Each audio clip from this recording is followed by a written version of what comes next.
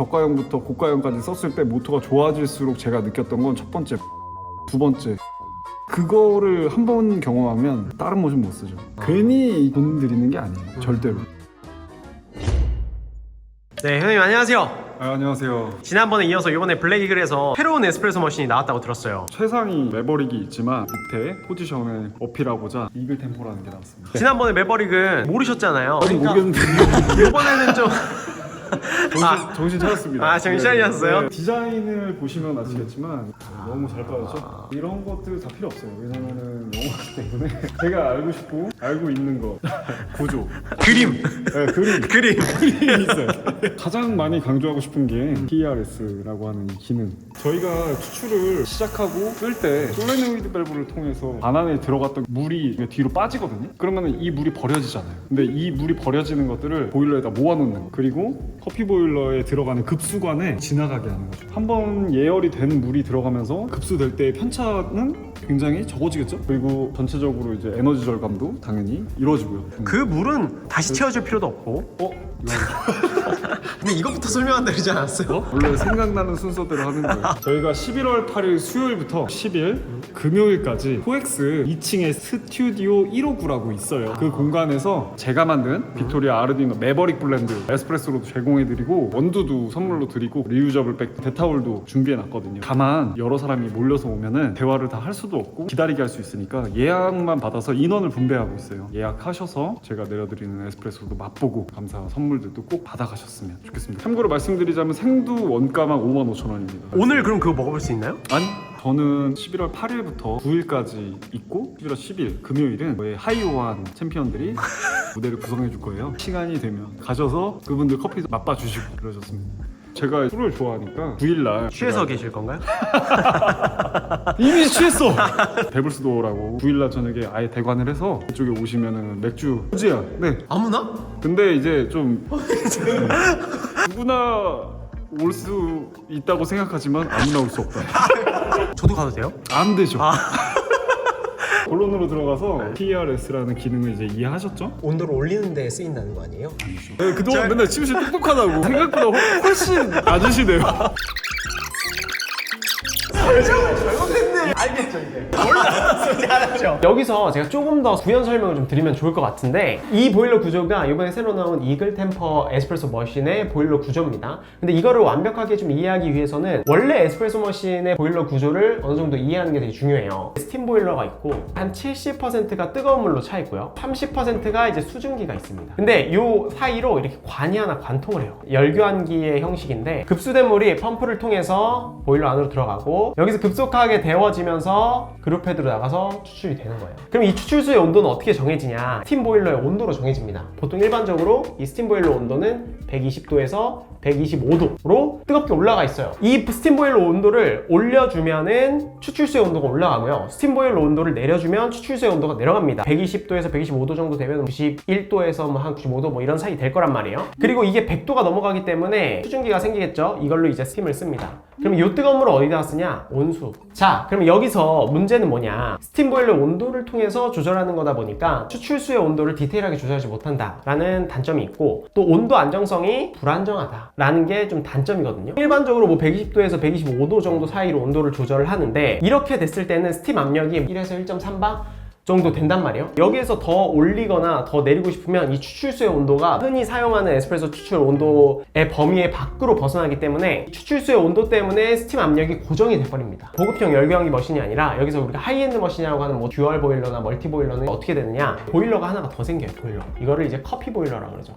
그래서 여기에서 한번 올려준 온도의 물을 다시 커피 보일러로 이동시켜서 가지고 있다가 이 물로 추출을 합니다. 온도의 디테일한 부분까지 유지를 할 수가 있겠죠, 커피 보일러가 따로 있으면. 그리고 연속 추출을 하더라도 더 추출 온도의 일관성이 좋아지고요. 이런 장점이 있어서 보통 하이엔드 머신들은 보일러를 하나만 쓰는 게 아니라 뭐 2개를 많이 쓰게 됩니다. 얘는 기존의 하이엔드 에스프레소 머신의 보일러 시스템과 뭐가 다르냐, 급수가 된 물이 스팀 보일러를 통해서 커피 보일러로 넘어가는 게 아니에요. 급수가 그냥 바로 이 커피 보일러로 갑니다. 그 전에 이 TERS라는 공간을 물이 지나가는 거예요. 그래서 여기에서 한번 물이 가열이 되고 그 물을 가지고 추출을 하는 거고, 추출을 하면은 커피 추출에 들어가는 물이 있고 들어가지 못하는 물은 다른 관로를 통해서 배수관으로 버려지게 되는데, 그런 깨끗한 물들을 이 공간 안에 모아놓는다는 거예요. 그러면 여기서 버려지는 물에 대해서 이게 도대체 어떤 물이 버려지는 거야? 이 버려지는 물은 왜 깨끗하다는 거야? 라고 의문을 가지실 수 있을 것 같아요. 빨대 생각하시면 좋을 것 같은 게, 음료를 먹을 때 빨대를 이렇게 빨아들이잖아요. 내가 먹는 음료가 있고 빨대 안에 남는 음료가 있어요. 그럼 내가 음료를 그만 먹고 싶어서 딱 멈추면은 그 빨대 안에 있던, 관로에 남아있던 음료는 아직 제 입안에 들어오는 음료가 아니기 때문에 다시 음료로 들어가죠. 그게 에스프레소를 추출할 때는 그 물이, 그 음료가 이렇게 버려졌었는데 그거를 TRS라는 공간에 모아놓고, 그 물은 이미 뜨거우니까 이 공간을 지나가서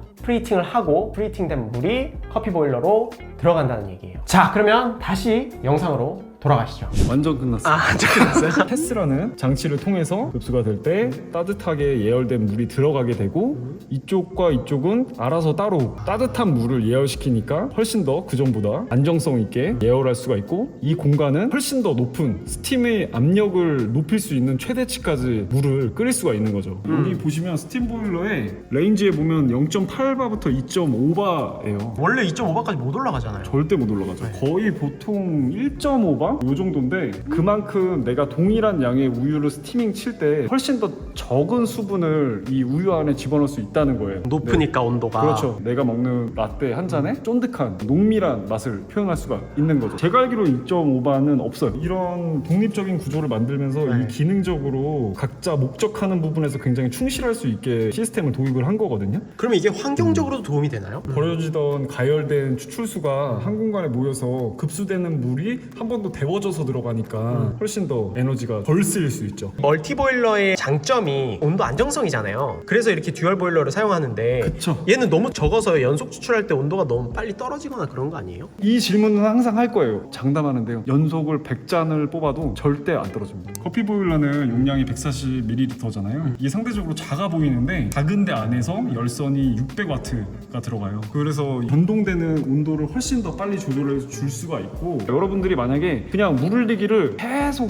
해놓는 거예요. 그럼 당연히 떨어지겠죠. 하지만 일반적인 사이클 안에서는 절대로 떨어지지 않고 물 온도를 계속 유지시킨다. 그거를 못하면 하이엔드의 명성까지 가지도 못했고요. 그리고 이만큼 독립보일러, 멀티보일러가 상용화되지도 못했죠. 어떻게 보면 차로 치면 페라리를 사는 건데 잘 달린다 이런 말은 사실 의미 없잖아요. 게스트 바리스타를 할 때 2시간에 한 6kg 정도를 써요. 그때도 전혀 변동이 없어요. 저는 매 잔을 다 먹고 나가는 거 아시죠? 고객한테 나갈 거를, 먹은 거를 아니, 이게 아니죠.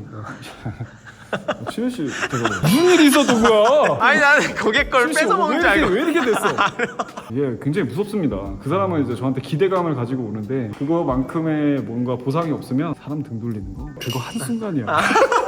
계속 네 편일 것 같지? 너도 어찌하자! 너도 계속 될 것 같지? 이제 그러면 머신을 직접 보시죠. 디테일 같은 게 좋아요. 풀터치는 따로 옵션이 있고요. 위로 가면 터치, 밑으로 내리면 스킨.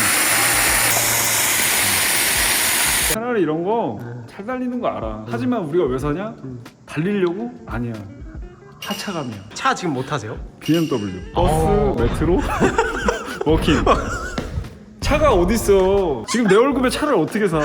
그룹마다 이제 온도 조절할 수 있고, 이 밑으로 내려가면은 몇 미리씩 나오는지 이제 체크하는 건데, 여기서 주의할 점은 매버릭은 진짜 정확하게 재서 나오는데, 얘 같은 경우는 40이라고 하면은 40g이 나오는 건 아니에요. 하지만 추출된 양이 그 다음 샷도 동일하게 나오죠. 그 매버릭 같은 경우는 아예 저울을 달아서 액체가 떨어지는 거를 이제 계산해가지고 보내주지만, 얘 같은 경우는 플로우미터가 설정을 아주 정확하게만 할 수 있다. 인생이 그래. 더 비싼 건 비싼 값을 해. 아시죠? 아, 얘는 얼마예요? 저통에서 사면 1700에 사실 수 있고요. 동현테크 쪽에서 바로 사시면 1600에 살 수 있어요.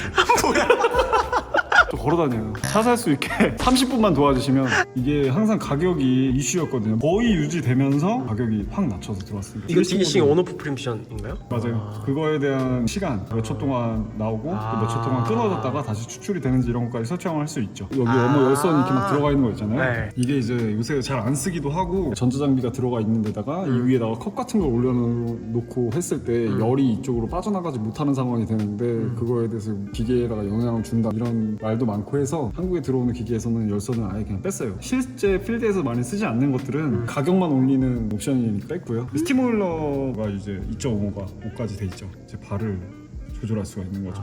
핫 워터 같은 경우는 이 밑에는 아래로, 위에 거는 위에 이 나오는 초수를 이제 두 가지로 설정할 수 있는 건데요. 어떤 분들은 핫 글라스를 청소할 때 쓰시는 분들도 있고 어떤 분들은 컵을 워밍하는 데 쓸 수도 있고 사용하는 목적이 2개 이상의 경우가 많기 때문에 그런 부분을 신경 써준 것 같아요. 3.6바는 수압이에요. 스티머. 아 3.5바는 급수되는 수압이고요. 6.6바는 스팀. 네. 압력 조절은 좀 어떻게 할 수 있어요? 보통 이제 하이엔드 머신에서는 모터가 굉장히 큰 비중을 담당하고 엔진 같은 거죠. 하단부에 이 밸브 보이시죠? 이걸로 바로바로 압력을 조절할 수가 있어요. 그룹 헤드마다는 조절이 불가능하지만 압력 조절은 저렇게 그냥 손쉽게 가능하다. 네. 그러니까 우리가 이제 추출하는 내내 제일 중요한 일정한 압력이라는 부분이 사실은 머신의 등급을 나누는데 굉장히 중요하거든요. 왜 중요하냐? 맛이 구분되는 거, 산미와 단맛이 명확하게 구분되는 것도 모터 때문이고 질감이 매끈하게 최대한 빠지는 것도 모터 때문이에요. 이거를 제가 어떻게 아냐면 로터리도 써보고 바이브레이터라고 하지만 저가형부터 고가형까지 썼을 때 모터가 좋아질수록 제가 느꼈던 건 첫 번째 맛의 구별력이 굉장히 뚜렷하다. 두 번째 질감이 굉장히 매끈해진다. 딱 향이 터지는 그 느낌이 있거든요. 그거를 한 번 경험하면 다른 머신 못 쓰죠. 그 끝점을 못 만들어요. 그 끝점에 한 번이라도 경험을 봤다면 내가 그 느끼는 거를 공감하고 싶기 때문에 바리스타라면 미칠 수밖에 없죠. 손님들한테 전달해주기 위해서. 저는 저 왜 이러고 편해요. 근데 계속 서 있었어가지고. 저는 그렇게 생각해요. 하이엔드 머신 꼭 써야 되냐? 쓸 필요 없다. 근데 본인이 표현하려고 하는 정도를 생각하시면 좋을 것 같아요. 그 밑에 등급에서 절대 못 표현합니다. 그거는 추출 줄기 바뀌는 것만 봐도 알고요. 맛이 구별되는 그것만 봐도 알아요. 괜히 돈 들이는 게 아니에요. 절대로. 좋은 콩을 쓰면 쓸수록 더 아쉬운 거죠. 이거를 표현해주는 도구만 조금만 더 좋았어도 더 극대화되는데 막 이런 느낌이 있죠. 이분이 항상 우리가 빚을 만들고 채널을 만들고 아르두이노에 대해서 물어보는 사람들이 많아요. 하이엔드 머신은 기본적으로 최상위 그 끝점을 만들어내는 건 동일해요. 다만 그 다음은 이 안에서 그 유량으로 인한 차이가 맛의 차이를 만들어줘요. 구조상으로 보면 거의 똑같거든요. 근데 이제 이 회사만이 추구하는 커피의 색깔을 알 수가 있거든요. 전 다 써봐서 알아요. 아르두이노 같은 경우는 제가 느끼기에는 가장 밸런스 있다. 딱 내가 원하는 산미는 샛노랑을 표현하면은 샛노랑까지만 딱 표현하고 싶은데 약간 파스텔 톤의 샛노랑. 파스텔 커피 웍스. 저는 그거에 반했던 것 같아요. 한번 느껴보시죠. 네. 참고로 이 커피는 코스피어 겁니다. 거스피어. 네. 정형영 대표님이 볶은 리카라고 합니다. 예선 2등인가요? 예선 1등 했던데. 그때 브루잉 대회 예선 탈락하셨잖아요. 파이널을 못 간 거지 뭐 어떻게 무슨 예선 탈락은 30살 이후로 올해 KBC 두고 보자 KBC 두고 보자. 아니 이게 못했다고 3점을 줬어. 진짜 열받아 죽겠네. 그럼 50점 까였어 거기서만. 다시 나가실 거예요? 나가고 싶어. 나 시원하고 싶어. 어차피 나 노래방 추가 시간 같은 그런 인생이야.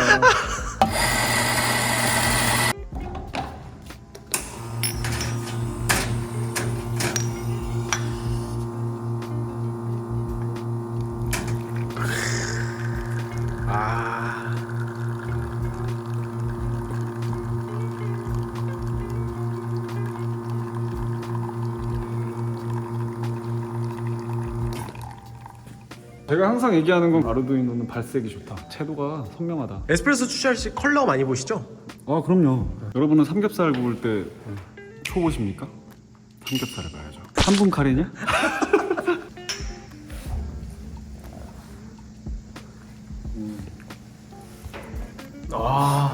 보용이 많이 늘었네. 네, 한번 느껴보세요. 제가 아까 말했던 캐릭터 선명도, 산미에 대한 선명도나 향에 대한 뚜렷함, 너무 맛있어요. 질감이 실키하다?